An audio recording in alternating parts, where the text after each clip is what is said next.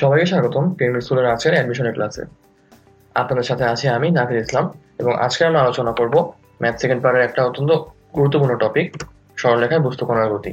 আজকে সেটার প্রথম পর্ব। তো এই চ্যাপ্টারে আজকের লেকচারে আমরা কি কি জিনিস কভার করব সেগুলা প্রথমে বলে নিই। আমরা কভার করব হচ্ছে একাধিক বেগের লব্ধি, বেগের সামান্তরিক সূত্র, বেগের ত্রিভুজ সূত্র, বেগের বহুভুজ সূত্র, একটা বেগকে বিভিন্নভাবে বিভাজন বা বিশ্লেষণ, বেগের অংশক নির্ণয়, কোনো বেগকে দুইটা লম্বাংশে বিভাজন, দুইটা বেগকে একটা লম্বাংশে নিয়ে আসা, একটা বিন্দুতে একই সময় যদি একাধিক বেগ ক্রিয়া করে তাদের লব্ধি কিভাবে বের করব, আর দুইটা বেগের লব্ধির মান এবং দিক কিভাবে আমরা নির্ণয় করতে পারি। চলুন তাহলে শুরু করি। তো সমতলে বস্তু কণার গতি অর্থাৎ গতিবিদ্যা, এই গতিবিদ্যার দুইটা পার্ট, একটা হচ্ছে সরলরৈখিক গতি, একটা হচ্ছে আবর্তন গতি। তো আমরা এই চ্যাপ্টারে শুধুমাত্র সরলরৈখিক গতি নিয়ে আলোচনা করব। তো গতি নিয়ে আলোচনা করতে হলে আমাদের গতির কিছু টার্মস আমাদের জানতে হয়, সেগুলো হচ্ছে সরণ, বেগ এবং ত্বরণ। তো সরণ বলতে আসলে বোঝায় যে একটা ডিস্টেন্স, বাট এটা হবে হচ্ছে দুইটা বিন্দুর সবচেয়ে ছোট ডিস্টেন্স এবং একটা নির্দিষ্ট দিকে হবে। ধরা যাক এটা হচ্ছে আমার এ পয়েন্ট আর এটা হচ্ছে আমার বি পয়েন্ট। তো এ আর বি পয়েন্টের মধ্যে কিন্তু অনেকভাবে অনেক রকম ডিস্টেন্স হতে পারে, বা অনেকভাবে আমরা কিন্তু এ আর বি পয়েন্টে যেতে পারি, কিন্তু তার মধ্যে সবচেয়ে ছোট যে ডিস্টেন্স হবে সেটাই হবে হচ্ছে এটার সরণ। আর সরণ পরিবর্তনের হার বা একক সময়ে কতটুকু সরণ ঘটলো সেটা থেকে আমরা পাই হচ্ছে বেগ, আর একক সময়ে কতটুকু বেগ বৃদ্ধি পেলো বা হ্রাস পেলো বা বেগ পরিবর্তনের হার হচ্ছে আমার ত্বরণ। আর যদি আমি দুইটা জায়গায় যাওয়ার দূরত্ব আর যেতে সময় এইটাকে ভাগ করে দেই, তাহলে আমি পাই হচ্ছে দ্রুতি, অর্থাৎ অবস্থান পরিবর্তনের হার বা কিভাবে অবস্থানটা পরিবর্তিত হচ্ছে সেটাই হচ্ছে আমার দ্রুতি। এখন দ্রুতিকে আমরা আসলে দুই ভাগে ভাগ করতে পারি, একটা হচ্ছে সুষম দ্রুতি, একটা হচ্ছে অসম দ্রুতি। তো সুষম দ্রুতি বলতে বোঝায় যে যদি আমার একটা সার্টেন টাইমে একটা সার্টেন ডিস্টেন্স সবসময় সে অতিক্রম করে, অর্থাৎ ধরলাম সে 1 সেকেন্ডে যদি 5 মিটার যায়, তাহলে সে পরের 1 সেকেন্ডেও 5 মিটার যাবে, তারপরের 1 সেকেন্ডেও 5 মিটার যাবে, অর্থাৎ তার প্রতি 1 সেকেন্ডে সে কিন্তু 5 মিটার করেই যাচ্ছে। তার মানে তার সময়ের সঙ্গে সঙ্গে অবস্থানের পরিবর্তন কিন্তু সেম। তাহলে যে ধরনের দ্রুতিটা হবে সেটাই হচ্ছে আমার সুষম দ্রুতি। আর যদি এমন হতো যে 1 সেকেন্ডে সে গেল 5 মিটার, পরের সেকেন্ডে তার অনেক অ্যাড্রিনালিন হ্রাস হলো, সে গেল 15 মিটার, আর পরের সেকেন্ডে সে হাঁপায় গেল, তার মানে সে গেল হচ্ছে 2 মিটার, তাহলে তার যে দ্রুতিটা হবে সেটা কিন্তু আমরা দেখতে পাচ্ছি যে অবস্থান পরিবর্তন কিন্তু সময়ের সঙ্গে সঙ্গে সেম না, তখন সেই দ্রুতিটা হবে হচ্ছে অসম দ্রুতি। তাহলে সুষম দ্রুতির ক্ষেত্রে আমরা সরাসরি লিখতে পারি যে একক সময় অতিক্রান্ত দূরত্ব ইনটু হচ্ছে একক সময়, কিন্তু অসম দ্রুতির ক্ষেত্রে কিন্তু এটা লেখা যায় না। তো সেই ক্ষেত্রে আমরা একটা নতুন টার্ম ইন্ট্রোডিউস করি যেটা হচ্ছে গড় দ্রুতি। তো তখন আমরা কি করি, সব অবস্থানের বা সব দূরত্বকে আমরা যোগ করে দিই আর সব সময়কে আমরা যোগ করে দিই, তাহলে আমরা পেয়ে যাই হচ্ছে গড় দ্রুতি। বেগকেও আমরা এরকম দুই ভাগে ভাগ করতে পারি, একটা হচ্ছে আমার সুষম বেগ, একটা হচ্ছে আমার অসম বেগ। আমরা দেখতে পাচ্ছি যে যদি সময়ের সঙ্গে সঙ্গে সরণের পরিবর্তনটা সেম থাকে তাহলে হচ্ছে সেটাকে আমরা বলি সুষম বেগ।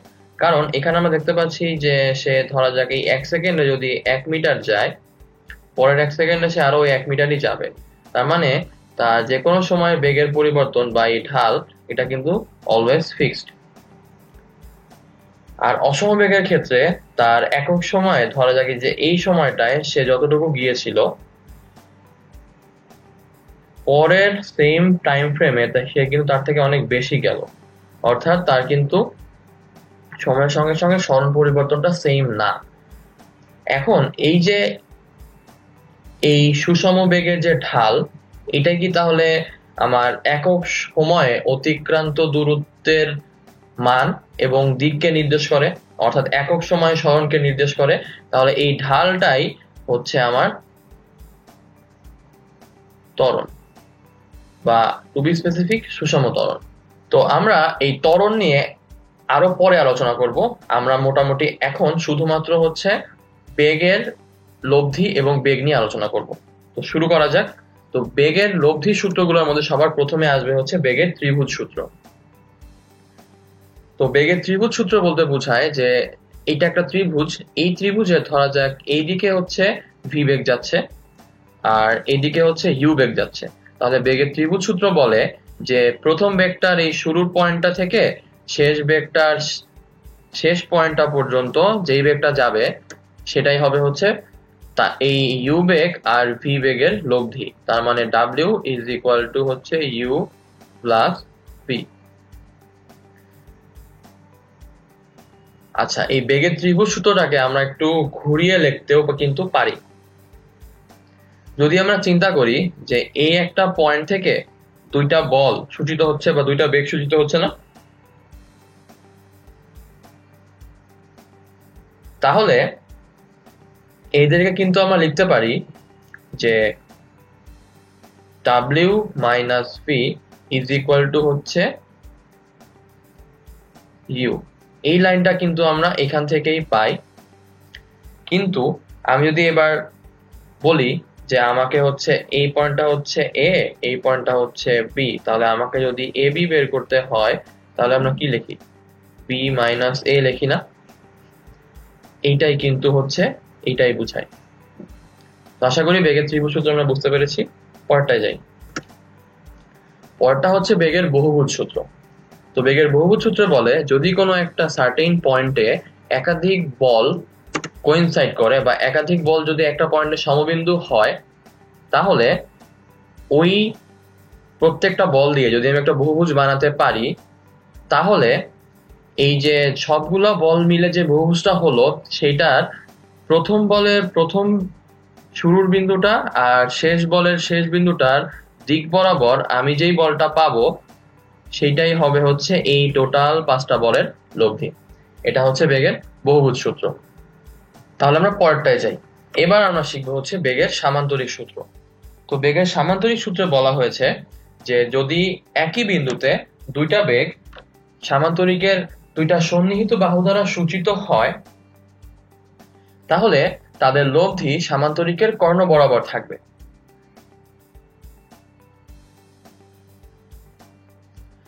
অর্থাৎ ধরা যাক আমি যদি এই পয়েন্টটাকে চুজ করি আর এই বরাবর একটা বেগ থাকে আর এই বরাবর একটা বেগ থাকে, ধরে নিচ্ছি আমার এই বরাবর একটা বেগ আছে হচ্ছে ইউ আর এই বরাবর একটা বেগ আছে হচ্ছে ভি। তাহলে এরা কিন্তু সবাই এই একটা সার্টেন পয়েন্ট দিয়েই যাচ্ছিল, তাই না? তাহলে এদের লব্ধি থাকবে হচ্ছে এদের এই সার্টেন পয়েন্ট দিয়ে যে কর্ণটা যায় সেই বরাবর। তার মানে এদের লব্ধি হবে আসলে এই কর্ণ বরাবর। তাহলে আমরা বলতে পারবো যে এই W is equal to U plus P. এখন আমরা যদি এদের মানগুলো বের করতে চাই এবং ধরে নেই যে এই ইউ আর ভি এর মাঝের কোণটা হচ্ছে আলফা, তাহলে আমার লব্ধির মান আসবে হচ্ছে W square is equal to U square plus V square plus 2uv cos alpha.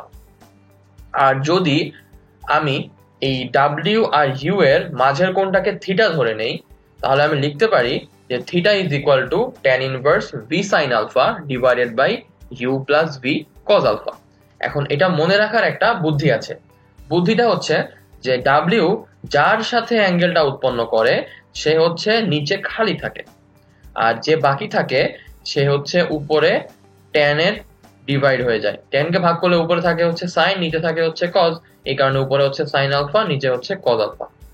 তো যদি এরকম হতো যে ডাব্লিউটা এই v এর সাথে ধরা যাক θ1 কোণে আছে, তাহলে কিন্তু আমরা লিখতে পারতাম θ1 ইজ ইকুয়াল টু হচ্ছে tan ইনভার্স, এখন অ্যাঙ্গেলটা কার সাথে? v এর সাথে, তাহলে নিচে হচ্ছে v খালি থাকবে, তাহলে উপরে আসতো হচ্ছে u sin alpha plus u cos alpha. তো আশা করি আমরা ট্রিকটা বুঝতে পেরেছি। ওকে, এখন এই বেগের সামান্তরিক সূত্রের কয়েকটা কেস আছে, চলুন সেগুলো দেখে নেওয়া যাক। তো আমার প্রথম কেসটা হচ্ছে বৃহত্তম লব্ধি বা ডাব্লিউ ম্যাক্স। তো বৃহত্তম লব্ধি তখনই হবে যখন আমার ইউ আর ভি একই দিকে যাবে। যদি তারা একই দিকে যায় তাহলে তাদের মধ্যবর্তী কোণ কত আসবে? 0 ডিগ্রি। এই কারণে আলফার ভ্যালু হচ্ছে 0। আর যেহেতু তারা একই দিকে যাচ্ছে তার মানে লব্ধিটাও কি একই দিকে হবে না? তার মানে লব্ধিটা কিন্তু যার সাথে অ্যাঙ্গেল উৎপন্ন করুক না কেন সেই ক্ষেত্রে অ্যাঙ্গেলটা কত আসবে? 0 ডিগ্রি। তাহলে আমার ডাব্লিউ ম্যাক্স আসবে হচ্ছে ইউ প্লাস ভি, আর আলফার ভ্যালু 0 আর থিটার ভ্যালু হচ্ছে 0। এটা হচ্ছে আমার বৃহত্তম লব্ধির কেস। সেকেন্ড কেসটা হচ্ছে আমার ক্ষুদ্রতম লব্ধি। তো আমি ধরে নিচ্ছি ইউ আর ভি এর ভ্যালু এর মধ্যে ইউ এর ভ্যালুটা হচ্ছে ভি এর থেকে বড়। তাহলে আমার ডাব্লিউ মিনিমামটা হবে হচ্ছে ইউ মাইনাস ভি। তো ধরে নিচ্ছি ইউ হচ্ছে এইদিকে যাচ্ছে, তার মানে ভি যাবে হচ্ছে তার ঠিক অপোজিট দিকে, তাছাড়া কিন্তু সবচেয়ে কম লব্ধি আসবে না। তাহলে তাদের মধ্যবর্তী কোণ কত আসবে? 180 ডিগ্রি। এই কারণে হচ্ছে আলফার ভ্যালু 180 ডিগ্রি। এখন যেহেতু ইউটা বড়, তার মানে অবভিয়াসলি লব্ধিটা কিন্তু ইউ এর দিকেই যাবে। তাহলে আমি যদি ইউ এর সাথে লব্ধি অ্যাঙ্গেল বের করি তাহলে কত আসবে? একই দিকে, তার মানে হচ্ছে 0 ডিগ্রি। আর যদি ভি এর সঙ্গে লব্ধি অ্যাঙ্গেল বের করি তাহলে আমার কত ডিগ্রি আসবে? 180 ডিগ্রি। এই কারণে থিটা ভ্যালু এখানে দুইটা, একটা হচ্ছে 180, একটা হচ্ছে 0। এটা হচ্ছে ভি এর জন্য, এটা হচ্ছে ইউ এর জন্য। থার্ড কেসটা হচ্ছে একটু ইন্টারেস্টিং। থার্ড কেসটা হচ্ছে আমার সমকোণে ক্রিয়ারত লব্ধি। তো সমকোণে ক্রিয়ারত লব্ধি মানে হচ্ছে যে আমার ইউ আর ভি এদের মাঝের কোণটা হবে হচ্ছে 90 ডিগ্রি। তো যদি ইউ আর ভি এর মাঝের কোণটা 90 ডিগ্রি হয় তাহলে কিন্তু এখন আমি ডাব্লিউ বের করার ফর্মুলাটা জানি। তো আমি যদি বসাই দেই W is equal to U square plus V square plus 2uv cos 90 degree, তাহলে cos 90 এর ভ্যালু কত? 0। মানে এই টার্মটা কিন্তু বাদ। তার মানে আমার থাকছে কি root over U square plus V square. সেখান থেকে আমরা পাচ্ছি যে W is equal to root over U square plus V square. এখন তাহলে আলফা ভ্যালু তো আমাকে বলে দেওয়াই আছে সমকোণে, তার মানে আলফা ভ্যালু হচ্ছে 90 ডিগ্রি। আর আমরা কিছুক্ষণ আগে শিখে আসলাম না যে সামান্তরিক সূত্রে যে থেটা ইজ ইকুয়াল টু কি আসে? ট্যান ইনভার্স যেটার সাথে অ্যাঙ্গেল সেটা নিচে, আর বাকিটার সাথে সাইন আর কস গুণ দিয়ে উপরে আর নিচে আসবে। তাহলে আমি এটা দেখেই তো বুঝতে পারছি এখানে আমরা ইউ এর সাথে অ্যাঙ্গেল বের করছি, তার মানে এটা হচ্ছে অ্যাকচুয়ালি ইউ এর সাথে অ্যাঙ্গেল, আর অ্যাঙ্গেলটা হবে tan inverse V by U. তো আশা করি সমকোণের ক্রিয়াত লব্ধির কনসেপ্টটা ক্লিয়ার। এর পরের টাইপটা হচ্ছে সমান লব্ধি বা কেস 4। তো সমান সমান লব্ধি মানে হচ্ছে এখানে ইউ আর ভি হচ্ছে ইকুয়াল। তাহলে আমি যদি সূত্রের মধ্যে বসাই W is equal to root over U square plus 2u square cos alpha. তাহলে এখান থেকে আমরা যদি 2u স্কোয়ার কমন নেই তাহলে আমার আসছে 1 প্লাস কজ আলফা। এখন 1 প্লাস কজ আলফাকে লেখা যায় না 1 plus cos 2 into alpha by 2। তাহলে আমি লিখতে পারছি 1 প্লাস কস 2a। তো 1 প্লাস কস 2 এর ফর্মুলা আমরা ত্রিকোণমিতিতে কি শিখেছি? 2 কস স্কয়ার আলফা বাই 2। তাহলে এখানে আসবে হচ্ছে 2 কস স্কয়ার আলফা বাই 2। তাহলে আমরা কিন্তু এখানে ইজিলি লিখতে পারছি 2u square 2 cos square alpha by 2। এটাকে যদি রুট করি, দুইটা 2 গুণ করলে 2 স্কয়ার, মানে একটা 2 আসবে, ইউ স্কয়ারের জন্য একটা ইউ আসবে, কস স্কয়ার আলফা বাই 2 এর জন্য একটা কস আলফা বাই 2 আসবে। তার মানে অ্যাকচুয়ালি আমার ডাব্লিউ ইকুয়ালের জন্য লব্ধিটা আসছে হচ্ছে 2u cos আলফা বাই 2। আর এই ক্ষেত্রে আমি যদি থিটার ভ্যালুটা একই প্রসেসে বের করি তাহলে আমার আসে থিটা ইজ ইকুয়াল টু শুধুমাত্র আলফা বাই 2। তার মানে যদি ইকুয়াল ভেক্টর আসে বা ইকুয়াল বেগ আসে বা ইকুয়াল বল আসে, যাই আসুক না কেন, ইকুইভ্যালেন্টটা হবে হচ্ছে 2 ইকুয়াল এর বেগ বল বা হচ্ছে যাই দেই না কেন ইনটু cos তাদের মধ্যবর্তী অ্যাঙ্গেল বাই 2। আর লব্ধির অ্যাঙ্গেলটা আসবে যেহেতু মাঝখান দিয়েই যাবে, তার মানে লব্ধির অ্যাঙ্গেলটা আসবে হচ্ছে টোটাল যে অ্যাঙ্গেলটা তার অর্ধেক। তো আশা করি বেগের সামান্তরিক সূত্রের 4টা কেসই আমরা বুঝতে পেরেছি। তারপর এখন আমরা শিখবো হচ্ছে নির্দিষ্ট দিকে অংশক নির্ণয়। এখানে হচ্ছে আমার ইউ বেগ আছে, এখানে হচ্ছে আমার ভি, এখানে হচ্ছে আমার ডাব্লিউ। এখন ডাব্লিউ আর ইউ এর মধ্যবর্তী কোণ নিলাম হচ্ছে আমি আলফা, আর ডাব্লিউ আর ভি এর মধ্যবর্তী কোণ নিলাম হচ্ছে বিটা। এখন আমি যদি এই ভিটাকে এখান থেকে ট্রান্সফার করে এখানে নিয়ে আসি তাহলে তো কোনো প্রবলেম নাই, যেহেতু এটা একটা সামান্তরিক। তাহলে এবার আমি এই বি কোণটা, এটা যেহেতু এখানে আছে তার মানে এটার একান্তর কোণ হচ্ছে এইটা, তাহলে এইটাকেও আমি কিন্তু বিটা লিখতে পারি। আর এই অ্যাঙ্গেলটা আর এই টোটাল অ্যাঙ্গেলটা কিন্তু সমান, কারণ এটা হচ্ছে অনুরূপ কোণ। তাহলে বাইরের অ্যাঙ্গেলটা হচ্ছে আলফা প্লাস বিটা, তাহলে ভিতরের অ্যাঙ্গেলটা কি? পাই মাইনাস আলফা প্লাস বিটা। এখন আমি হচ্ছে এই যে নতুন একটা ত্রিভুজ পেলাম, এই ত্রিভুজটা নিয়ে একটা কাজ করব। তো চলুন তাহলে ত্রিভুজটাকে একটু বাইরে আঁকি। এখানে হচ্ছে ডাব্লিউ, এখানে হচ্ছে ইউ, এখানে হচ্ছে ভি। এই অ্যাঙ্গেলটা হচ্ছে আলফা, এই অ্যাঙ্গেলটা হচ্ছে বিটা, আর এই অ্যাঙ্গেলটা হচ্ছে পাই মাইনাস আলফা প্লাস বিটা। এখন আমি যদি এই ট্রায়াঙ্গেলটা দিয়ে ত্রিভুজের সাইন রুল অ্যাপ্লাই করি তাহলে আমরা পাই যে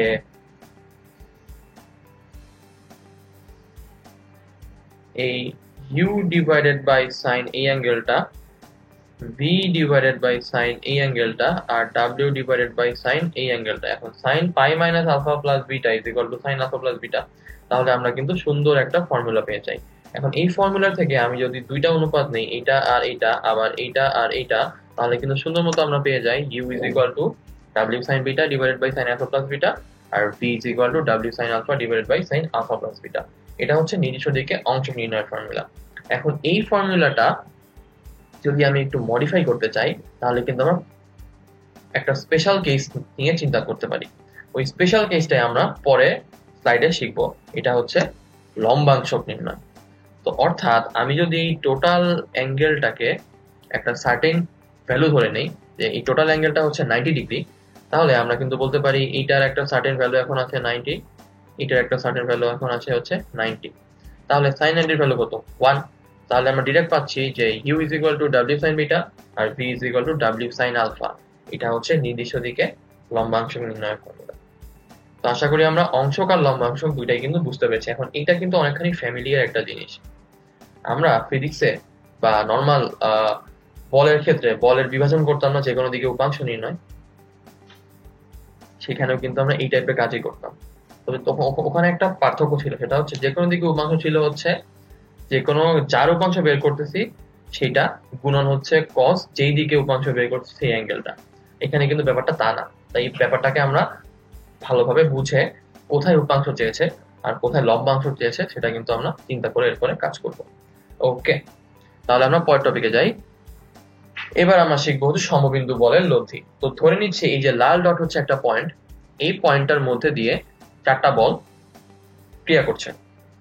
এখন এই চারটা বল প্রত্যেকটার মাঝের অ্যাঙ্গেলটা আমাকে দিয়ে দিয়েছে θ1, θ2, θ3 আর θ4। তো এদের লব্ধি আমাকে বের করতে হবে। তো আমি ধরে নিচ্ছি লব্ধিটা হচ্ছে আর, এবং লব্ধিটা u1 এর সাথে θ কোণ উৎপন্ন করে। তাহলে আমি u1 টার দিককে রেফারেন্স দিক ধরবো এবং u1 এর দিকে r এর একবার উপাংশ নিব, আবার u1 এর লম্ব দিকে r এর একবার উপাংশ নিব। তাহলে প্রথমে আমি বের করতে চাই হচ্ছে u1 এর দিকে r এর cos উপাংশ। তাহলে আমি বের করতে চাই হচ্ছে r cos θ। তাহলে r cos θ যেহেতু আমি নিতে যাচ্ছি, তাহলে এখন প্রত্যেকটারই u1 এর দিকের উপাংশ আমি নিতে চাই। তাহলে u1 এর এর নিজের দিকে উপাংশ কি? u1 cos 0। কারণ উপাংশের ক্ষেত্রে আমরা আগের সাইডে কি পড়েছিলাম, যে যার উপাংশ বের করছি সে এবং cos যেই দিকে উপাংশ বের করছি সেই অ্যাঙ্গেলটা। তাহলে u1 এর দিকেই কত অ্যাঙ্গেল উৎপন্ন করে? 0 ডিগ্রি। সেই কারণে u1 এর দিকে u1 এর উপাংশ আসবে হচ্ছে u1 cos 0 প্লাস, এবার u2 এর u1 এর দিকের উপাংশ বের করতে চাই, তাহলে u2 এর u1 এর দিকের উপাংশ কি আসবে? u2 গুণন cos কোন অ্যাঙ্গেলটা? এই যে এই অ্যাঙ্গেলটা, এই অ্যাঙ্গেলটা কি u1 এর দিকের সাথে কোণ, তার মানে হচ্ছে θ1। কারণ আমরা দেখতে পাচ্ছি যে এই অ্যাঙ্গেলটা আর এই অ্যাঙ্গেলটা কিন্তু ইকুয়াল, তার মানে এটা হচ্ছে θ1 আসবে। একইভাবে আমি যদি এখন u3 এর u1 এর দিকে উপাংশ বের করতে চাই, তাহলে আসবে প্লাস u3 ইনটু কোন অ্যাঙ্গেল বলতো? একটু যদি চিন্তা করি আমরা দেখতে পাচ্ছি u1 এর দিকের অ্যাঙ্গেল, u1 এর দিকে u3 এই টোটাল অ্যাঙ্গেলটা নেয়, তাই না? অর্থাৎ তাহলে অ্যাঙ্গেলটা আসবে হচ্ছে এই টোটাল অ্যাঙ্গেলটা, অর্থাৎ u1 প্লাস u2। একইভাবে আমি u1 এর দিকে u4 এর উপাংশ নিয়ে পেতে পারি যে u4 এর উপাংশ হবে এই টোটাল অ্যাঙ্গেলটা, অর্থাৎ u4 cos θ1, θ2, θ3। তাহলে আমরা পেয়ে গেলাম যে u1 এর দিকে r cos θ এর ভ্যালু। এখন এটা কিভাবে হইলো? কারণ আমরা জানি যে যদি কোনো কিছুর লব্ধি আমরা যে কোনো দিকে বের করতে চাই, প্রত্যেকটা আমার উপাংশের ওই বরাবরের লব্ধি যোগ করলে কিন্তু অ্যাকচুয়াল লব্ধির আমি ওই বরাবর এর মানটা পেয়ে যাব। অর্থাৎ এই ছোট ছোট বলের লব্ধি যদি আমি বের করতে চাই, একটা সার্টেন দিকে এই ছোট ছোট বলের যে উপাংশগুলো আছে তাদের যোগফল ইজ ইকুয়াল টু ওই সার্টেন দিকে লব্ধিটার উপাংশটা। এই কারণে এই ফর্মুলাটা ইউজ করে আমরা এইটা লিখতে পারলাম। একইভাবে এবার যদি আমি আর সাইন থিটা বের করতে চাই, তাহলে কি করব? জাস্ট এই যে এই কসগুলাকে আমি এখন সাইন বানিয়ে দিব, তাহলে আমি পেয়ে যাব হচ্ছে আর sine theta is equal to এইটা। তাহলে এই দুইটা ফর্মুলা থেকে আমরা এখন আর cos থিটার ভ্যালু জানি, আমি হচ্ছে আর সাইন থিটার ভ্যালু জানি। তো এইটাকে যদি ইকুয়েশন 1 আর এটাকে যদি ইকুয়েশন 2 ধরে 1 স্কয়ার প্লাস 2 স্কয়ার করি, তাহলে এখান থেকে r স্কয়ারের ভ্যালু পেয়ে যাব। তাহলে ওখান থেকে r এর ভ্যালু রুট করলেই পেয়ে আসবো। আর আমি যদি 2/1 করি তাহলে আমি হচ্ছে এখান থেকে পেয়ে যাব tan থিটা, তাহলে theta is equal to tan inverse যেটা আছে সেটা। তাহলে একই সঙ্গে আমি কিন্তু লব্ধির মানও পাচ্ছি, লব্ধির দিকও পেয়ে যাচ্ছি। তো আশা করি আমরা সমবিন্দু বলের লব্ধির এই কনসেপ্টটা বুঝতে পেরেছি। এটা খুবই ইম্পর্টেন্ট কনসেপ্ট, কারণ এটা আমরা পরে সামনে ইউজ করব। ওকে, এই সঙ্গে আমাদের থিওরি পার্টটুকু শেষ। চলুন তাহলে এবার আমরা ম্যাথে আগাই। প্রথম টাইপটা হচ্ছে লব্ধি, কিছু ম্যাথ করা যাক। তো এখানে বলেছে যে কোনো একটা বন্দর থেকে একটা জাহাজ উত্তর পশ্চিম দিকে 15 কিলোমিটার আওয়ার বেগে যাত্রা শুরু করলো। একই সময় ওই স্থান থেকে অপর একটা জাহাজ দক্ষিণ পশ্চিম দিকে 12 কিলোমিটার আওয়ার বেগে যাত্রা শুরু করলো। তাদের বেতার যন্ত্রের সর্বোচ্চ সীমা 500 কিলোমিটার। এখন যদি সেটাই হয় তাহলে আমাকে জানতে চেয়েছে কতক্ষণ পর্যন্ত সবচেয়ে বেশি তারা যোগাযোগ রক্ষা করতে পারবে।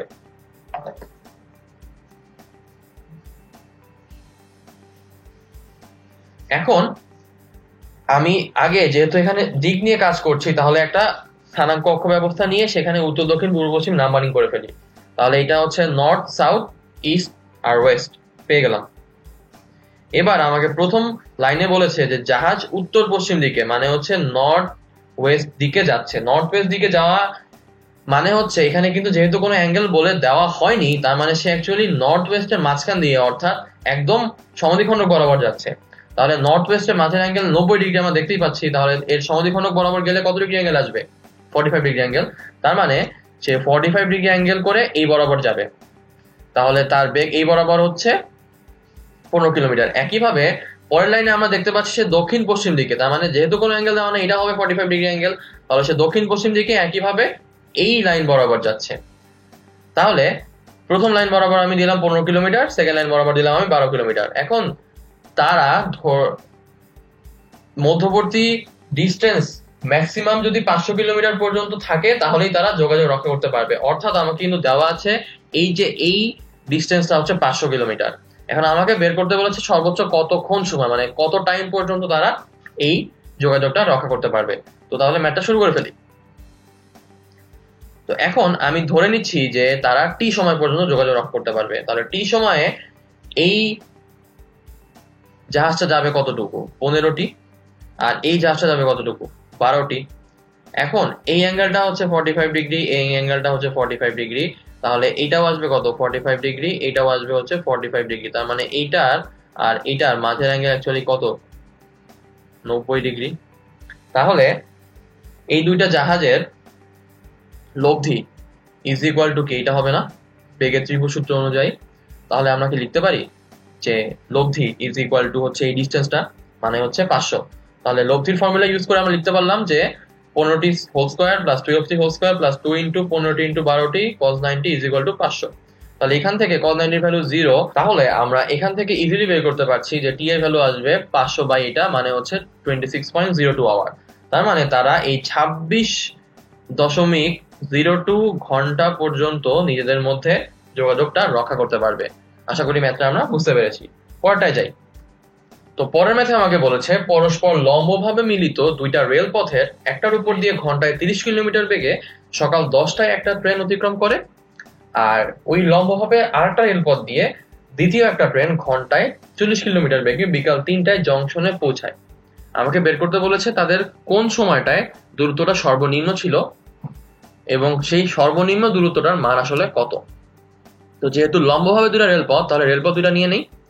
এবার প্রথম ট্রেনটা ধরে নিচ্ছি যে অনুভূমিক ভাবে সে যেই রেলপথটা তার মধ্যে দিয়ে যাচ্ছে, তাহলে সে এই দিকে 30 কিলোমিটার পার আওয়ার বেগে গেল, আর অন্য একটা ট্রেন তার মানে অপর দিক থেকে 40 কিলোমিটার পার আওয়ার বেগে আসছে।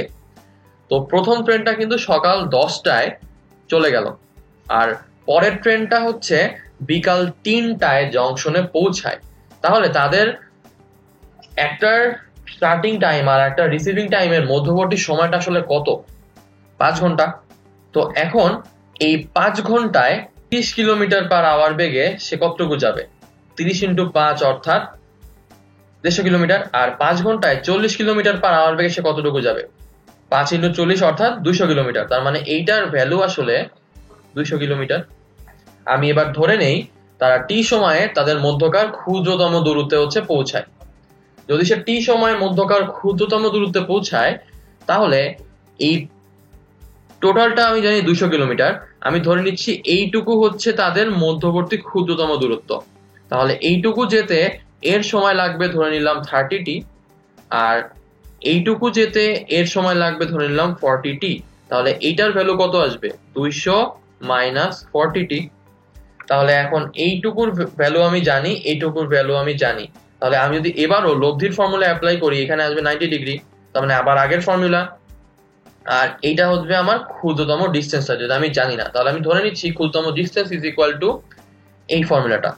তাহলে এখান থেকে আমরা পাচ্ছি যে √100 into 25t square minus 160t plus 400। এখন যেহেতু আমাকে ক্ষুদ্রতম দূরত্বটা বের করতে হবে, আমরা ট্রাই করব যে এখানে একটা পূর্ণবর্গ রাশি নিয়ে আসার। পূর্ণবর্গ রাশি হলে সুবিধা কি সেটা আমরা একটু পরে বলছি, আগে পূর্ণবর্গ রাশিটা নিয়ে আসি। তো তাহলে পূর্ণবর্গ রাশি আনলে আমরা এখানে পাচ্ছি যে 100 into 5t minus 16 whole square plus 144। তাহলে যেখানে এখানে ভ্যারিয়েবলটা হচ্ছে টি, তাই না? তার মানে এইটার ভ্যালু কিন্তু 0 হওয়া পসিবল, তাছাড়া কিন্তু কোনোটার ভ্যালু 0 হওয়া পসিবল না। তার মানে ক্ষুদ্রতম দূরত্ব তখনই হবে যদি এই ভ্যালুটা হচ্ছে 0 আসে। তো আমি যদি এই ভ্যালুটা এখন 0 বসাই দেই, তাহলে আমি টি এর ভ্যালু পেয়ে গেলাম হচ্ছে এইটা। তাহলে এটাই হচ্ছে আমার টি এর ভ্যালু, যে এত সময় পরে বা এত আওয়ার পরে তারা মিলিত হবে। তো এখন যদি আমি এখানে টি এর ভ্যালুটা 0, মানে এইটুকু, এই টোটাল জিনিসের ভ্যালু যদি 0 বসিয়ে দেই, তাহলে কিন্তু আমি ক্ষুদ্রতম দূরত্বটা পেয়ে যাচ্ছি। তাহলে আমার ক্ষুদ্রতম দূরত্ব আসছে এইটা, অর্থাৎ 120 কিলোমিটার। তাহলে তাদের ক্ষুদ্রতম দূরত্ব হচ্ছে 120 কিলোমিটার, এবং তারা হচ্ছে এই সময়ে ক্ষুদ্রতম দূরত্বে পৌঁছাবে। তাহলে আমরা ম্যাথটা বুঝতে পেরেছি। চলুন তাহলে আমরা পরেরটায় যাই।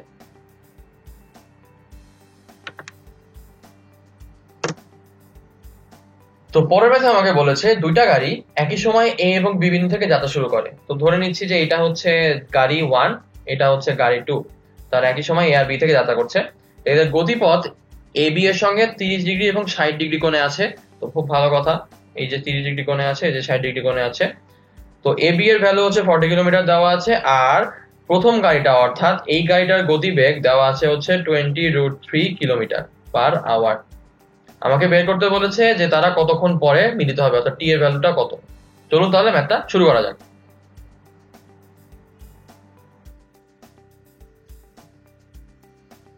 ওকে, তো আমরা এখন জানি যে এইটা হচ্ছে 40 কিলোমিটার আর এই বেগটা হচ্ছে 20√3 কিলোমিটার।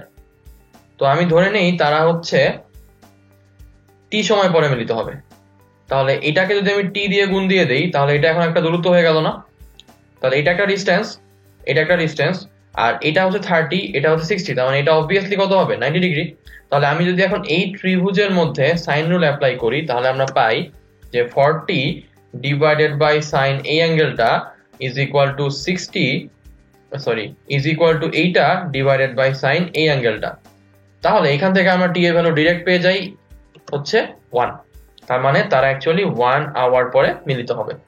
আশা করি আমরা ম্যাথটা বুঝতে পেরেছি। ঠিক, চলুন তাহলে পরেরটা যাই। তো পরের ম্যাথটা আমাকে বলেছে একটা ইলেকট্রনকে একটা সরলরেখা বরাবর 3 কিলোমিটার পার সেকেন্ড বেগে সঞ্চালন করা হলো। 3 সেকেন্ড পরে ইলেকট্রনটিতে 4 কিলোমিটার পার সেকেন্ড বেগ লম্বভাবে দেওয়া হলো।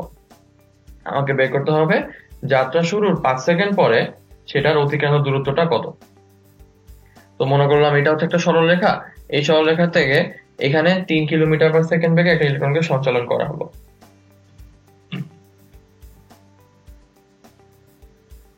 তো ইলেকট্রনটা 3 সেকেন্ড চললো, তার মানে এই ডিস্টেন্সটা হচ্ছে 3 সেকেন্ড চলার পরে এই পয়েন্টে তাকে আমি হচ্ছে 4 কিলোমিটার পার সেকেন্ড বেগ একটা লম্বভাবে সঞ্চালন করলাম।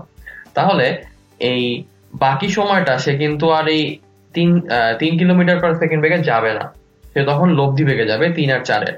তাহলে আমি 3টাকে এদিকে সরাই নিয়ে আসি, তাহলে এদের লব্ধি বেগটা আমি পাবো হচ্ছে এই বরাবর 5 কিলোমিটার পার সেকেন্ড।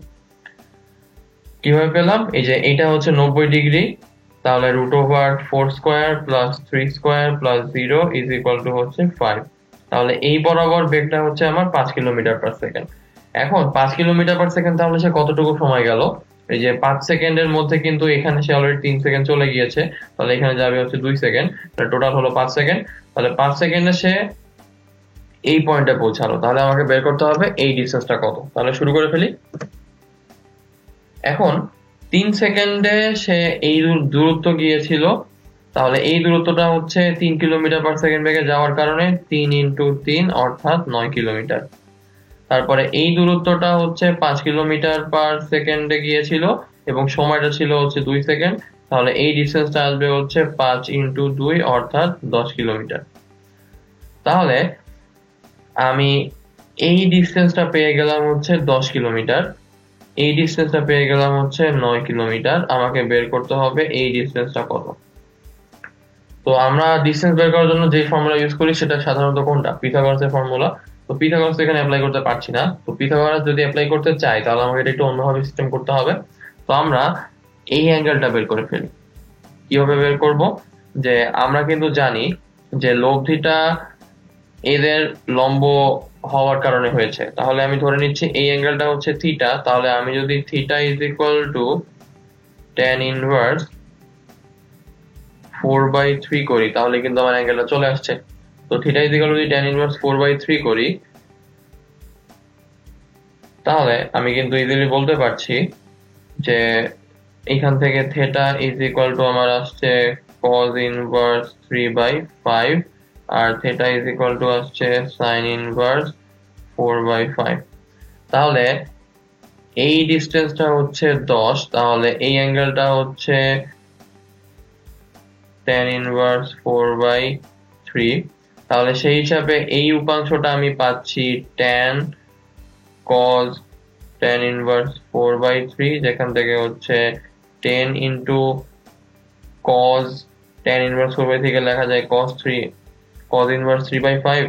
তাহলে cos ইনভার্স বাদ চলে গেলে ইন্টু আসে 3/5, দ্যাট মিন্স হচ্ছে 6। তাহলে এতটুকু ডিসটেন্স আমার আসছে 6। একইভাবে এই ডিসটেন্সটা আমরা পাবো 10 sin ইনভার্স 4/5, দ্যাট মিন্স 8। তাহলে এই ডিসটেন্সটা হচ্ছে 8। তাহলে এই ট্রায়াঙ্গেলটার জন্য এটা হচ্ছে 6, এটা হচ্ছে 8। তাহলে এখন এই বড় ট্রায়াঙ্গেলটা আসলে একটা বড় ধরনের সমকোণী ত্রিভুজ হয়ে গেল। এইটুকু হচ্ছে 9, এইটুকু হচ্ছে 6, এইটুকু হচ্ছে 8, তাহলে এই টোটালটা মিলে হচ্ছে 15। তাহলে আমি একটা এখন সমকোণী ত্রিভুজ পাচ্ছি। এই সমকোণী ত্রিভুজটার এটা হচ্ছে 15, এটা হচ্ছে 8। তাহলে এইটা কত আসবে? √15 স্কয়ার প্লাস 8 স্কয়ার, তার মানে হচ্ছে 225 প্লাস 64 ইজ ইকুয়াল টু 289। এটাকে যদি রুট করে দেই তাহলে আমার আসছে হচ্ছে 17 কিলোমিটার। তার মানে তাদের মধ্যবর্তী ডিসটেন্সটা হচ্ছে 17 কিলোমিটার। তো আশা করি ম্যাথটা আমরা বুঝতে পেরেছি। এবার আমরা পরের টাইপে চলে যাই। তো এরপর টপিকটা হচ্ছে নদী এবং নৌকা সংক্রান্ত। চলুন তাহলে শুরু করি। তো এখানে আমাদের নদী নৌকার ম্যাথ করার আগে আমাকে বুঝতে হবে অনুকূলে বেগ বলতে কি বোঝায় আর প্রতিকূলে বেগ বলতে কি বোঝায়। যদি নৌকার বেগ ডান দিকে, স্রোতের বেগও ডান দিকে হয়, অর্থাৎ তাদের বেগ যদি একই দিকে থাকে, তাহলে সেটাকে আমরা বলবো হচ্ছে অনুকূলে বেগ। যদি এরকম হয় নৌকার বেগ বাম দিকে, স্রোতের বেগও বাম দিকে, সেটাও কিন্তু আসলে অনুকূলে বেগের মধ্যেই পড়বে। যদি এরকম হয় নৌকার বেগ বাম দিকে, স্রোতের বেগ ডান দিকে, অর্থাৎ এই কেসটা, অথবা যদি এরকম হয় নৌকার বেগ ডান দিকে, স্রোতের বেগ বাম দিকে, এই কেসটা, তাহলে আমরা দেখতে পাচ্ছি নৌকা আর স্রোত দুইটার বেগের দিকটাই হচ্ছে বিপরীত। এই ধরনের কেসকে আমরা বলি হচ্ছে প্রতিকূলে বেগ। যদি প্রতিকূলে বেগ হয় তাহলে সাধারণ কেসে আমরা সেটাকে বলি হচ্ছে লব্ধি বেগ সমান সমান নৌকার বেগ মাইনাস স্রোতের বেগ। আর অনুকূলে বেগ হলে সাধারণ কেসে সেটাকে আমরা বলি নৌকার বেগ যোগ স্রোতের বেগটা করলে আমি ও লব্ধি বেগটা পাই। এখন নদী নৌকার ম্যাথ করার সময় আমাদের আরো একটা বিষয় মাথায় রাখতে হবে, সেটা হচ্ছে খুবই গুরুত্বপূর্ণ একটা বিষয়, ন্যূনতম সময় এবং ন্যূনতম দূরত্ব। এখান থেকে প্রায় আমাদের ম্যাথ আসে। চলুন তাহলে সেটা দেখে নেওয়া যাক। তো প্রথমে আমরা শিখবো হচ্ছে সর্বনিম্ন দূরত্বের ক্ষেত্রে, অর্থাৎ ন্যূনতম দূরত্বের ক্ষেত্রে। যদি ন্যূনতম দূরত্ব হয়, ধরা যাক এটা হচ্ছে আমার একটা নদী, এই নদীটার এইটা হচ্ছে প্রস্থ। তাহলে নদীর এই প্রস্থটাই কি এই পার থেকে এই পারে যাওয়ার সবচেয়ে ছোট ডিস্টেন্স না? তার মানে ন্যূনতম দূরত্ব বলতে আমি আসলে নদীর প্রস্থটা পাড়ি দেওয়াটাই বুঝাচ্ছি। তো আমি যদি ন্যূনতম দূরত্ব পাড়ি দিতে চাই, অর্থাৎ নদীর প্রস্থ বরাবরই আমি যাত্রা করতে চাই, তাহলে কিন্তু আমি নদীর প্রস্থ বরাবর যাত্রা শুরু করলে হবে না, কারণ এইদিকে কিন্তু স্রোতের বেগ আছে, তাহলে লব্ধি বেগটা আমাকে এভাবে নিয়ে যাবে। তো আমি যদি নদীর প্রস্থ বরাবরই যাত্রা করতে চাই, তাহলে আমাকে স্রোতের যেদিকে বেগ তার ঠিক অপোজিট সাইডে একটা অ্যাঙ্গেলে যেতে হবে, অর্থাৎ আমাকে এই বরাবর যাত্রা শুরু করতে হবে। তাহলে আমি যদি ধরে নেই এই নৌকার বেগ বা সাঁতারুর বেগ আর স্রোতের বেগ এদের মধ্যবর্তী অ্যাঙ্গেলটা আলফা, তাহলে আলফাকে আমরা লিখতে পারি হচ্ছে -v/u, যেখানে নৌকার বেগটাকে আমি ধরে নিচ্ছি u আর স্রোতের বেগটাকে আমি ধরে নিচ্ছি হচ্ছে v। এখন তাহলে আমার লব্ধি বেগটা কিভাবে আসবে? তো চলুন তাহলে করে নেই। তো আমরা জানি লব্ধি ইজ ইকুয়াল টু কি, w সমান u square plus v square plus 2uv cos alpha. তাহলে এখানে যদি cos আলফার ভ্যালুটা আমি এখান থেকে বসিয়ে দেই, তাহলে আমরা কি পাই? w is equal to u square plus v square minus 2uv into হচ্ছে v বাই u। তাহলে u কাটা গেলে থাকে হচ্ছে মাইনাস 2v স্কয়ার, তাহলে u square plus v square minus 2v square. তাহলে এখান থেকে আমরা পাচ্ছি যে লব্ধি বেগ is equal to U square minus V square. ঠিক আছে, এখন আপনাদের মনে প্রশ্ন জায়গাটা স্বাভাবিক যে এটা না হয় ফর্মুলা বের করলাম, কিন্তু এই যে cos alpha is equal to minus V by U এটা কোথা থেকে আসলো? আচ্ছা আচ্ছা, তো এখন আমরা তো উপাংশ জানি তাই না? তো যে কোনো দিকে যদি উপাংশ বের করতে হয় তাহলে যার উপাংশ বের করি তাকে নেই, আর cos ওই যার উপাংশ বের করছি আর যেই বরাবর উপাংশ বের করছি তাদের মধ্যবর্তী অ্যাঙ্গেলটা নেই। তো আমি এবার চাচ্ছি তাহলে এই সিস্টেমটার মধ্যে বেগ আছে হচ্ছে তিনটা, নৌকার বেগ আছে, স্রোতের বেগ আছে, লব্ধি বেগ আছে। তো তিনটারই তাহলে আমি স্রোতের বেগের দিকে উপাংশটা নেই। তো স্রোতের বেগের দিকে স্রোতের বেগের নিজের উপাংশ কি আসবে? v cos 0 degree. আর স্রোতের বেগের দিকে নৌকার বেগের উপাংশ কি আসবে? cos এই অ্যাঙ্গেলটা, মানে হচ্ছে u cos আলফা। এখন এইটা তো উপাংশ বেগগুলা, আর লব্ধি বেগটার উপাংশ কি আসবে? লব্ধি বেগ তো ধরলাম আমি এটা হচ্ছে w, তাহলে w cos এই অ্যাঙ্গেলটা। তো আমি তো জানি আমি এদেরকে হচ্ছে ঠিক বরাবর ওই পাশে পাঠাবো, তার মানে কি লম্বভাবে পাঠাবো, তার মানে অ্যাঙ্গেলটা আসবে কত? 90 ডিগ্রি, তার মানে হচ্ছে w cos 90 ডিগ্রি। তো আমরা জানি cos 90 এর ভ্যালু কত? 0। তাহলে এখান থেকে পাচ্ছি v plus u cos alpha is equal to 0, সেখান থেকে আমার cos alpha is equal to minus v by u। তো আশা করি এই পার্টটাও আপনারা বুঝতে পেরেছেন। এখান থেকে আসলে এসেছে এই যে এই সূত্রটা যে cos alpha is equal to minus v by u। তো তাহলে আমরা কিন্তু দুইটাই বের করে ফেললাম। এখন তাহলে আমার ন্যূনতম সময়, অর্থাৎ তাহলে আমার ন্যূনতম দূরত্ব, এইটা হবে হচ্ছে সবসময় নদীর প্রস্থ, আর এই দূরত্ব অতিক্রম করার জন্য আমার বেগটা হবে হচ্ছে নদীর প্রস্থ ডিভাইডেড বাই হচ্ছে এই লব্ধি বেগটা। তার মানে হচ্ছে নদীর প্রস্থকে যদি আমি ধরে নেই d, তাহলে d divided by root over U square minus V square. আশা করি আমরা এই পার্টটুকু বুঝতে পেরেছি। চলুন তাহলে আমরা পরের পার্টে চলে যাই। তো পরের টপিকটা হচ্ছে আমার সর্বনিম্ন সময়। তো সর্বনিম্ন সময়ে যদি আমাকে নদীটা ক্রস করতে হয় তাহলে আমরা সবসময় নৌকাটাকে বা সাঁতারুটাকে বলি একদম নদীর প্রস্থ বরাবরে সরাসরি যাত্রা শুরু করতে। তাহলে স্রোতের বেগ আর আমার বেগ বা সাঁতারুর বেগের মধ্যবর্তী কোণটা হবে কত ডিগ্রি? তখন 90 ডিগ্রি। এই কারণে আলফার ভ্যালু হচ্ছে 90 ডিগ্রি। তাহলে আমার লব্ধি বেগ আসবে w is equal to U square plus V square plus 2uv cos 90, that means এটার ভ্যালু আসতেছে 0। তাহলে আমরা পাচ্ছি U square plus V square, এটার উপরে রুট। এটাই হচ্ছে আমার লব্ধি বেগ। আর তখন আমার সর্বনিম্ন সময়টা হবে আসলে এই নদীর প্রস্থ যদি আমি d ধরে নেই, d ডিভাইডেড বাই হচ্ছে নৌকার বেগ বা সাঁতারুর বেগ অর্থাৎ u। তার মানে এটাই হবে হচ্ছে আমার সর্বনিম্ন সময়। তো আশা করি আমরা ম্যাথটা বুঝতে পেরেছি বা কনসেপ্টটা বুঝতে পেরেছি। ওকে, তাহলে কিছু ম্যাথ শুরু করা যাক। তো এখানে বলেছে 250 মিটার প্রশস্ত একটা নদীতে 3 কিলোমিটার প্রতি ঘন্টায় স্রোত আছে। তার মানে স্রোতের বেগ v ইজ ইকুয়াল টু হচ্ছে 3 কিলোমিটার পার আওয়ার। এখন আমাকে বলেছে 6 কিলোমিটার বেগে একটা নৌকা সর্বনিম্ন কত সময় নদীটি পাড়ি দিতে পারবে। তাহলে নৌকার বেগ আমাকে দেওয়া 6 কিলোমিটার পার আওয়ার। এখন আমাকে বলেছে সর্বনিম্ন কত সময়, মানে আমাকে সর্বনিম্ন সময়টা বের করতে বলেছে। তো সর্বনিম্ন সময় বের করার জন্য আমার ফর্মুলা কি ছিল? নদীর প্রস্থ ডিভাইডেড বাই হচ্ছে নৌকার বেগ, তাহলে নদীর প্রস্থ দেওয়া আছে 250 মিটার, তাহলে 250 মিটারকে আমি যদি কিলোমিটারে নিয়ে যাই তাহলে আসবে 10⁻³ আর ডিভাইডেড বাই হচ্ছে 6, তাহলে অ্যান্সারটা আমার আসবে হচ্ছে আওয়ারে। তাহলে অ্যান্সারটা হবে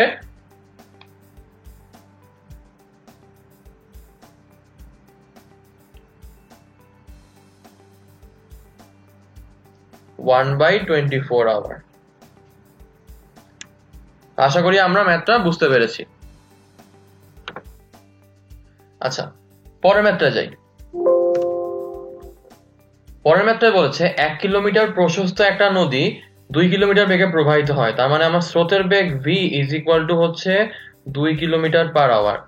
একজন সাঁতারু নদীর প্রস্থ বরাবরে পার হওয়ার জন্য 4 কিলোমিটার বেগে ভুল পথে যাওয়ায় নির্দিষ্ট স্থান থেকে 0.5 কিলোমিটার দূরে পৌঁছায়। তো তাকে বলেছিল একটা কোণে যাওয়ার জন্য, সে অন্য কোণে গিয়েছে, আমাকে বের করতে হবে কত কোণে তাকে যাত্রা করতে হতো। অর্থাৎ তার বেগ আমাকে দেওয়া আছে 4 কিলোমিটার, তার মানে আমাকে কিন্তু ইউ দেওয়া হচ্ছে 4 কিলোমিটার পার আওয়ার। তো আমাকে বলে দিয়েছে যে সে সোজাসুজি যাত্রা শুরু করায় নির্দিষ্ট স্থান থেকে 0.5 কিলোমিটার দূরে পৌঁছায়। তাহলে আমি যদি এখন এটাকে ফিগারেটিভলি এঁকে ফেলি, তাহলে আমি এখন জানি যে নদীর প্রস্থ আমাকে দেওয়া 1 কিলোমিটার, আর বেগগুলো আমাকে দেওয়া আছে যে যাওয়ার কথা তার এভাবে ইউ, স্রোতের বেগটা হচ্ছে এভাবে, সে পৌঁছাইলো এই কারণে হচ্ছে এইভাবে, এটার কারণে তার এই ডিস্টেন্সটা দেওয়া আছে হচ্ছে 0.5 কিলোমিটার। আমাকে বের করতে হতো যে তাকে কত কোণে যাত্রা করলে তার লব্ধি বেগটা এই বরাবর যাবে। ঠিক আছে, তো এই ম্যাথটায় কিন্তু এইটার কোনো ফাংশন নাই, আমরা কিন্তু এটা ছাড়াই করতে পারি। কিভাবে? তো আমাকে কিন্তু অ্যাঙ্গেলটা বের করতে হবে, তাই না? তাহলে আমাদের অ্যাঙ্গেলের ফর্মুলা কি ছিল? Theta is equal to tan inverse, যেটাকে নিচে রাখবো সেটার সঙ্গে অ্যাঙ্গেলটা হবে। তাহলে আমি এখানে চাচ্ছি হচ্ছে স্রোতের বেগকে খালি রাখতে, তাহলে নিয়ে নিয়ে হচ্ছে v, তাহলে হচ্ছে u sin alpha plus u cos alpha. তো এখানে থিটার ভ্যালু হবে হচ্ছে 90 ডিগ্রি, কারণ সে নদীর প্রস্থ বরাবর যেতে চায়, তার মানে লব্ধি বেগটা অ্যাকচুয়ালি 90 ডিগ্রি অ্যাঙ্গেলে স্রোতের বেগের সঙ্গে থাকবে। তাহলে আমি যদি tan 90 এর ভ্যালু বসাই তাহলে আমরা পাচ্ছি কত? 1/0, কারণ ইনফিনিটি আসে, ইজ ইকুয়াল টু হচ্ছে u sin alpha divided by v plus u cos alpha. তাহলে এখান থেকে যদি আমি সলভ করি তাহলে আমি পাচ্ছি v plus u cos alpha equal to 0। তাহলে এখান থেকে cos alpha is equal to minus v by u, তার মানে alpha is equal to cos inverse 2/4, মানে হচ্ছে cos ইনভার্স মাইনাস হাফ, মানে হচ্ছে 120 ডিগ্রি। তার মানে একে আসলে যাত্রা করতে হতো এভাবে। সে যদি ওরকম না গিয়ে এইভাবে যাত্রাটা করত এর সাথে 120 ডিগ্রি অ্যাঙ্গেলে, তাহলেই সে তার কাঙ্ক্ষিত গন্তব্য এই জায়গাটায় পৌঁছাইতে পারতো। আমি কিন্তু এটাকে কখনো ইউজই করলাম না। বুঝতে পেরেছি? তো আমাদের কোশ্চেনে মাঝে মাঝে এরকম কিছু ইনফরমেশন দিবে যেগুলো আমাদের আসলে দরকার নাই, আমাকে স্পেসিফিক্যালি বুঝতে হবে আমাকে কি চাওয়া হয়েছে, সেখান থেকে আমরা আসলে বের করে ফেলতে পারবো কিভাবে ম্যাথটা করব। তো আশা করি ম্যাথটা আমরা বুঝতে পেরেছি। ওকে, চলুন তাহলে পরেরটায় যাই।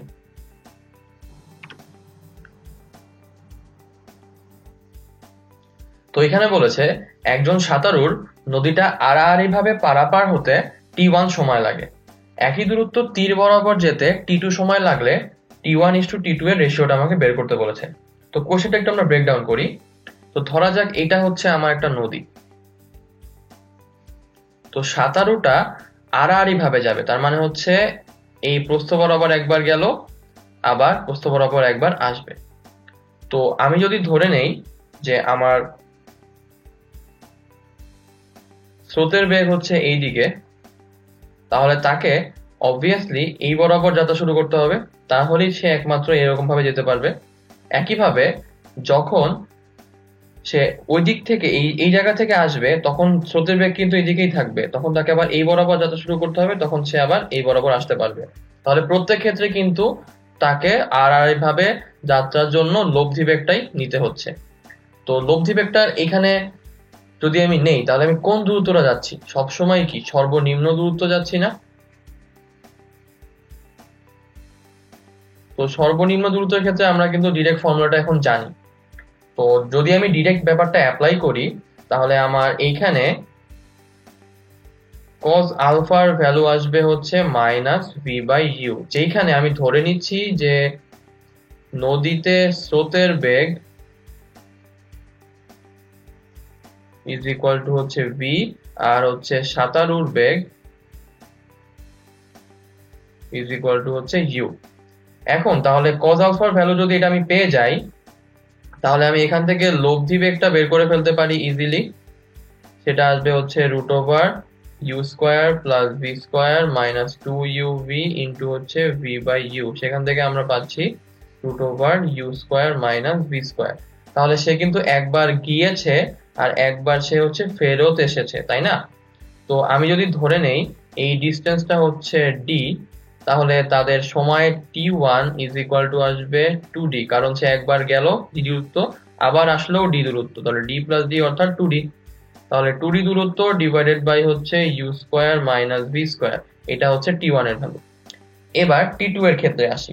তো আমার কিন্তু স্রোতের বেগের দিক কখনোই বদলাবে না, স্রোতের বেগ কিন্তু এদিকেই থাকবে, ঠিক আছে? তো এখন সাঁতারুটা যদি তীর বরাবর যাত্রা শুরু করে, তাহলে সে একবার এইভাবে যাবে, তখন স্রোতের বেগ আর তার বেগের দিক একই হয়ে যাবে। তো তখনকার জন্য তাদের অ্যাকচুয়াল বেগ কি আসবে? অনুকূলের বেগ অর্থাৎ u প্লাস v। আবার সে তো গিয়ে ফেরত আসবে, তাই না? যেহেতু সে একই দূরত্ব অতিক্রম করবে, তো ফেরত আসার সময় সে তো এভাবে আসবে। তো তখন এই স্রোতের বেগ আর সাঁতারুর বেগ এটা কি প্রতিকূল হয়ে যাবে না? তখন কি আসবে? u minus v। তাহলে এই u মাইনাস v এর জন্য একবার সে d দূরত্ব অতিক্রম করবে, আবার u প্লাস v এর জন্য একবার সে d দূরত্ব অতিক্রম করবে। তো দুই ক্ষেত্রেই আমাকে t বের করতে হবে। তো ফার্স্টে এইটার জন্য t টা বের করি। তো এইটার জন্য যদি t বের করতে চাই, তাহলে আমার t কি আসবে? d divided by u minus v। আর এটার জন্য t বের করতে হলে t কি আসবে? d divided by u plus v। এবার আমি যদি এই t আর এই t কে যোগ করে দেই, তাহলে আমার কি আসবে? d divided by u minus v by d divided by u plus v। তাহলে আমি যদি d কমন নিয়ে নেই, তাহলে u আসবে হচ্ছে 1 by u minus v plus 1 by u plus v। তাহলে এবার একবারে কাজ করে ফেলি, তাহলে u plus v plus u minus v divided by u plus v into u minus v।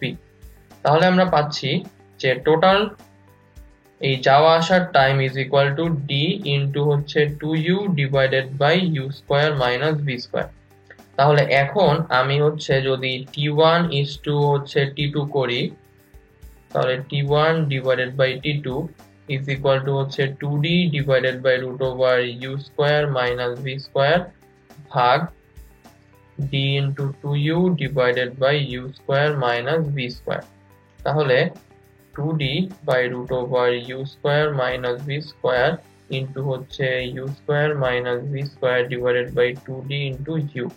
তো আমি যদি এই u² মাইনাস v² এর পাওয়ারটাকে 1 ধরি, তাহলে কিন্তু ইজিলি এটাকে আমি এখন লিখতে পারি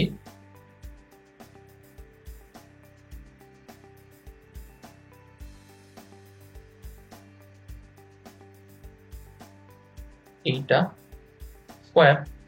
তাহলে এইখান থেকে একটা একটা করে বাদ চলে যায়,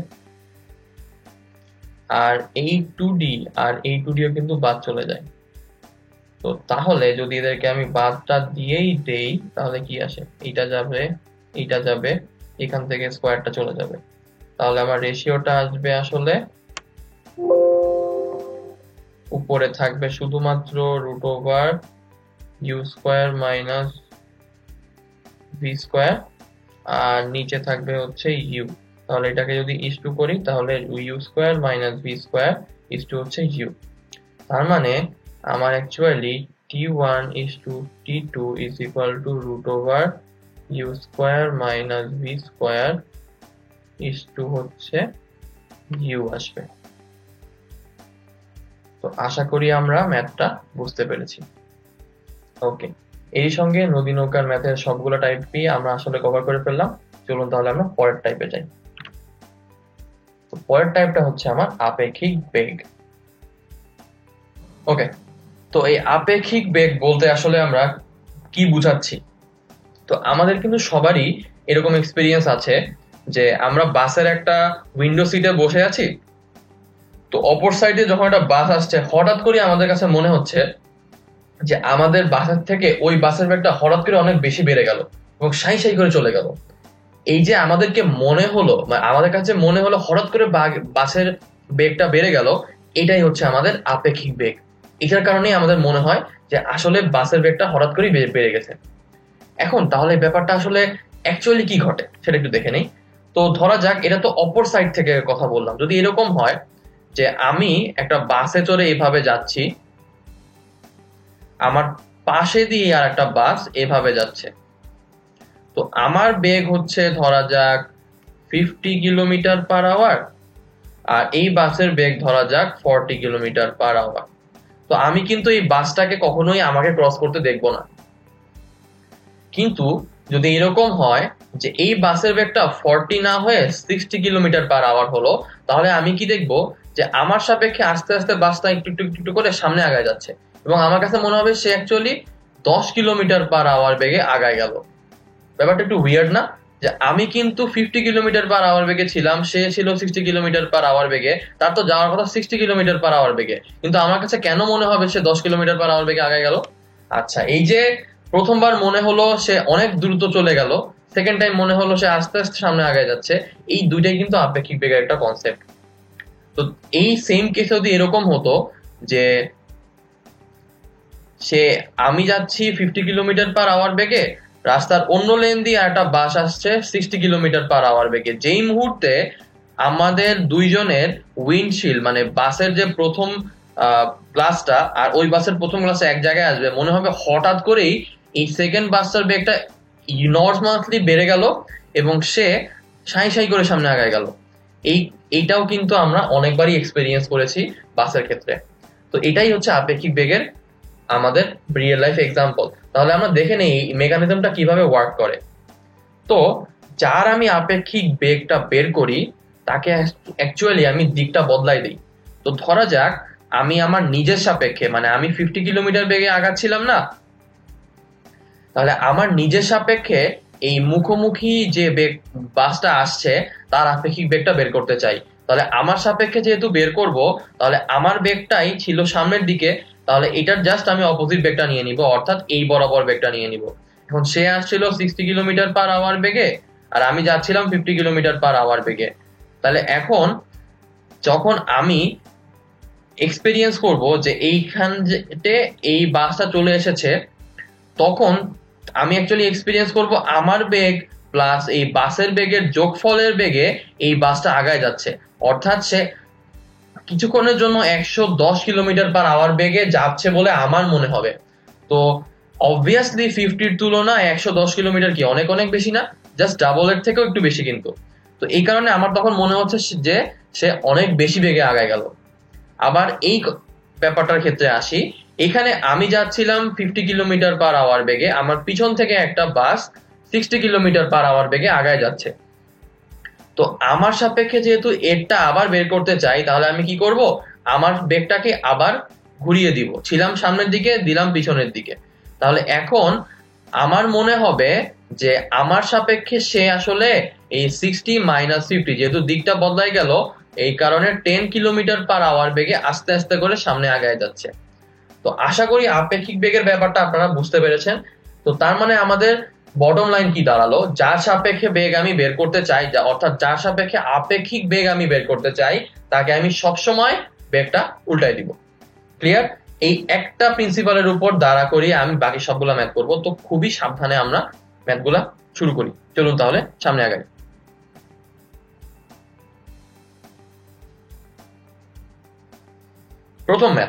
প্রথম ম্যাথে বলেছে যে ইউ বেগে একটা জাহাজ পূর্ব দিকে চলছিল, খুব ভালো কথা। তো যেহেতু এখন জাহাজটা উত্তর দক্ষিণ পূর্ব পশ্চিম দিকে যাওয়া আসা করবে, তাহলে আমি আগে জাহাজটার দিকটাকে ডিফাইন করে দিই।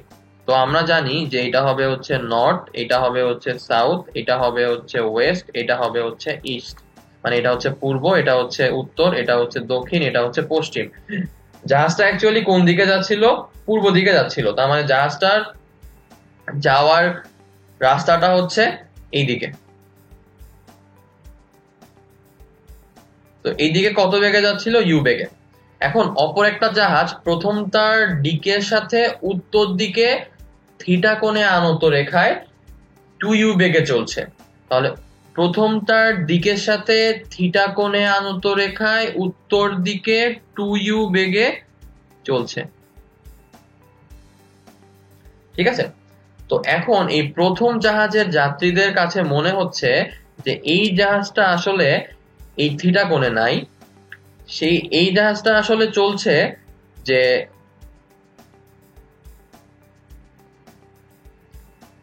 উত্তর পূর্ব দিকে।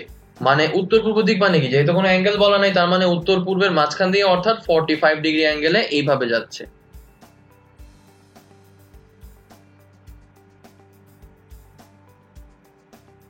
ঠিক আছে? তো আমাকে প্রমাণ করতে হবে যে এই থিটার ভ্যালু হচ্ছে এইটা। তো আমি প্রথম জাহাজের যাত্রীদের নিকট মনে হচ্ছে, তার মানে কি এই আপেক্ষিক বেগটা কোন জাহাজের যাত্রীদের সাপেক্ষে? প্রথম জাহাজের যাত্রীদের সাপেক্ষে বের করছি না? তাহলে আমি প্রথম জাহাজের বেগটাকে জাস্ট এখন উল্টায় দিব। তাহলে আমি এখন বেগটা পশ্চিম দিক বরাবর নিলাম। তাহলে পশ্চিম দিক বরাবর আমি একটা বেগ নিলাম, আর এখানে কিন্তু 2u-টাই আছে। তাহলে এই মাঝের অ্যাঙ্গেলটা আসলে কত হবে? 135 ডিগ্রি, কারণ এটা তো 45। তাহলে এইটা হচ্ছে 135, এইটুকু হচ্ছে 45, এইটুকু হচ্ছে আমার থিটা। তাহলে এতটুকুর ভ্যালু কত আসবে? 45 মাইনাস থিটা।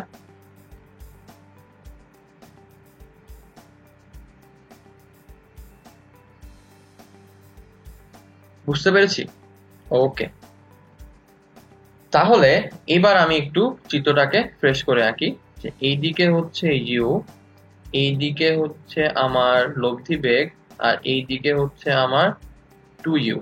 এই অ্যাঙ্গেলটা হচ্ছে আমার 45 মাইনাস থিটা, এই অ্যাঙ্গেলটা হচ্ছে আমার 135। ওকে, তো আমি সবসময় এখানে ধরবো যে যেটা আমার মনে হবে সেইটাই হচ্ছে আমার লব্ধি বেগ। ঠিক আছে? তো তাহলে এখন আমরা এইখানে সাইন রুল অ্যাপ্লাই করব। তো এইটা যদি সামান্তরিকের একটা বাহু হয়, তাহলে সামান্তরিকটা হবে এরকম। ধরা যাক এটা হচ্ছে ইউ, এটা হচ্ছে ডাব্লিউ, এটা হচ্ছে ভি। তাহলে এই অ্যাঙ্গেলটা হচ্ছে 135, এই অ্যাঙ্গেলটা হচ্ছে 45 মাইনাস থিটা। ঠিক আছে? তাহলে আমরা কিন্তু বলতে পারি যে ভি এর ভ্যালুটা আসলে 2u। তাহলে আমরা কিন্তু বলতে পারি u divided by sine 45 minus theta is equal to 2u divided by sine 135।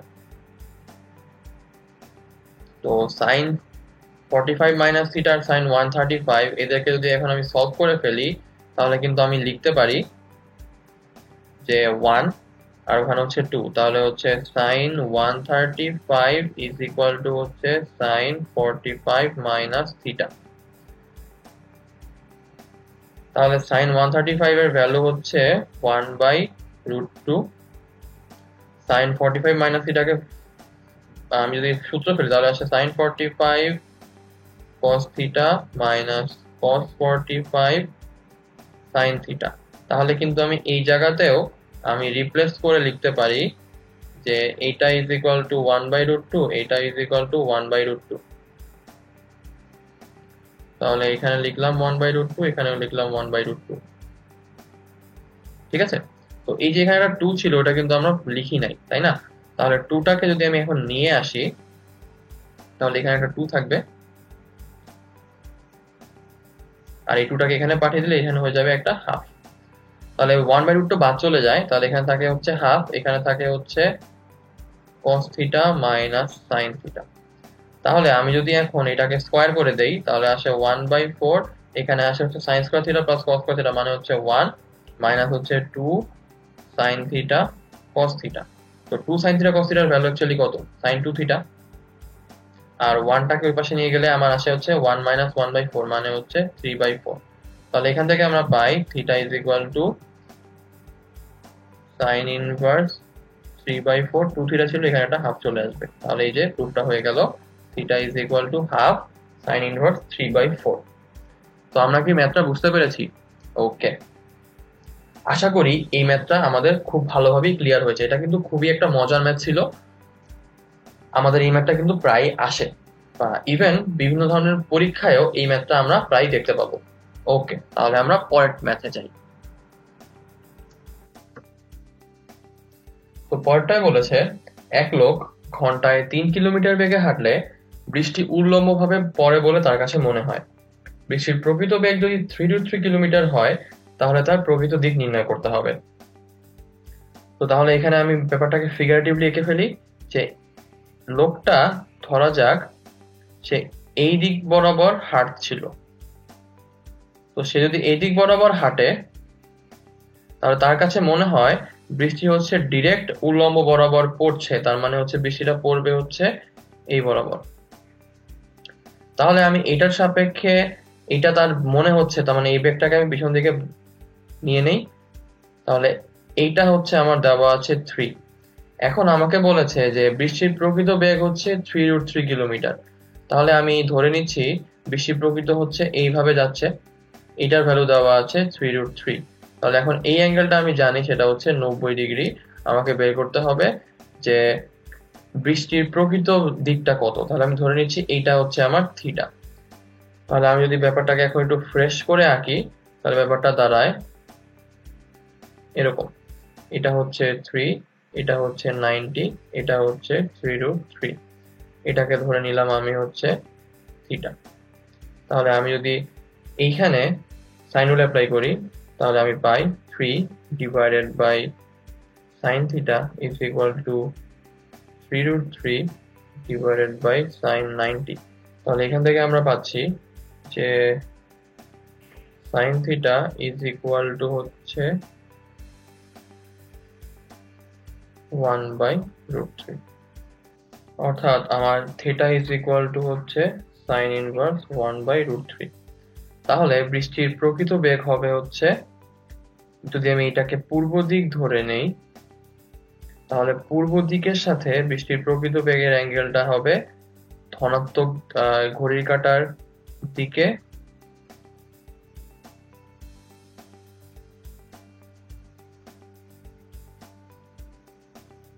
নব্বই মাইনাস হচ্ছে sin ইনভার্স 1/√3 অর্থাৎ 54.73 ডিগ্রি। এটাই হচ্ছে আমার অ্যান্সার। তো আশা করি আপেক্ষিক বেগ এবং সরলরেখায় বস্তুকণার গতির প্রথম পর্বে যে যে টপিকগুলো আমি কভার করেছি সবগুলোই আপনারা খুব ভালোভাবে বুঝতে পেরেছেন। আজকের ক্লাস আমি এখানেই সমাপ্তি ঘোষণা করছি। পরবর্তী ক্লাসে আপনাদের সঙ্গে পুনরায় দেখা হবে। সেই পর্যন্ত সকলের সুস্থতা কামনা করে আমি নাফিজ ইসলাম আজকে আপনাদের থেকে এখানেই বিদায় নিচ্ছি। ধন্যবাদ।